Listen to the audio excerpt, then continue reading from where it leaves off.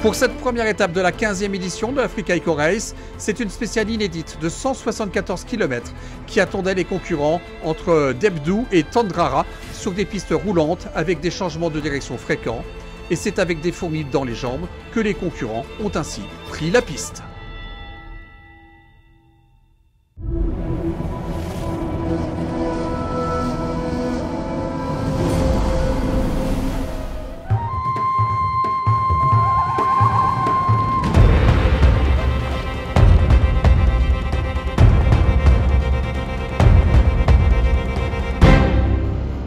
En moto, la bagarre a déjà débuté entre Yamaha et Aprilia.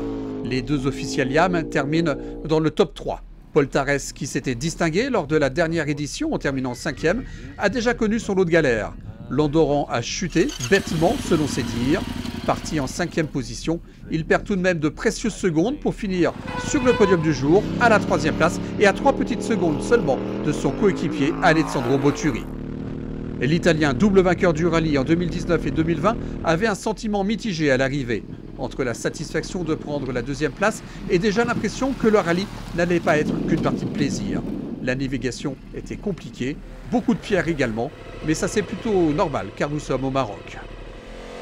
Parti en 2e position, Jacopo Ceruti a signé le scratch du jour. Il a trouvé que l'étape était superbe et finalement pas si difficile que cela. Pour sa première participation, l'Italien a pris beaucoup de plaisir au guidon de son Aprilia. C'était selon moi une magnifique étape de 179 km pour débuter le rallye. La navigation était déjà compliquée pour une première journée. C'était difficile de rester concentré. Mais je suis satisfait de ma journée. Tout était OK.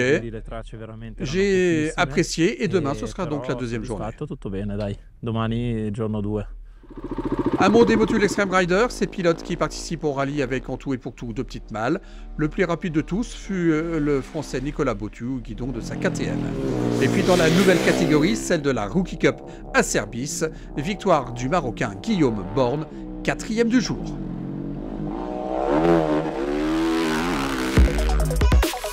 Au classement de cette première étape qui est également le général, 2 Italiens aux 2 premières places. Jacopo Ceruti l'emporte devant Alessandro Boturi. 3e place pour Paul Tarès devant Guillaume Borne.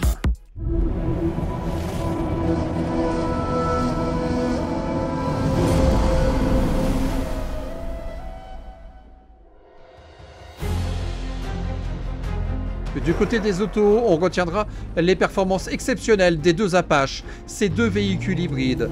Pour leur premier rallye raid, ils ont joué les premiers rôles, avec notamment un spécialiste du WRC, Pierre-Louis Loubet, dont c'est le tout premier rallye. Une fois passé l'appréhension et bien aidé par l'expérimenté François Borzotto, le fils d'Yves Loubet termine dans le top 10. Et puis grosse performance aussi de son coéquipier de chez Apache, Gauthier Paulin. L'ancien vice-champion du monde de motocross, aujourd'hui capitaine de l'équipe de motocross française, avait le sourire à l'arrivée. Ses sensations furent excellentes. Les paysages, le rythme, la vitesse, tout lui a plu. C'était bien. Je m'attendais à plus cassant que ça. C'est vrai que dans la fin, il y avait des petites pistes où facilement on délestait des 4 roues, il fallait faire attention. Les petits passages d'oued qui étaient très cassants. Mais sinon, pour notre voiture, c'était bien. Ouais. Quand on est avec le système hybride, on n'est pas tout le temps en 4 roues motrices. Et c'est beaucoup sur les bas régimes où on consomme beaucoup de batterie puisqu'on a la traction en électrique. Et là, sur le rapide, on était toujours en 2 roues, donc beaucoup de plaisir et c'était bien pour notre voiture. Ouais. Voilà, c'est tout pour aujourd'hui. Le rallye est désormais bien lancé avec encore 4 spéciales marocaines avant de retrouver la Mauritanie. Et on se quitte avec quelques-unes des plus belles images de cette première journée. Bye bye.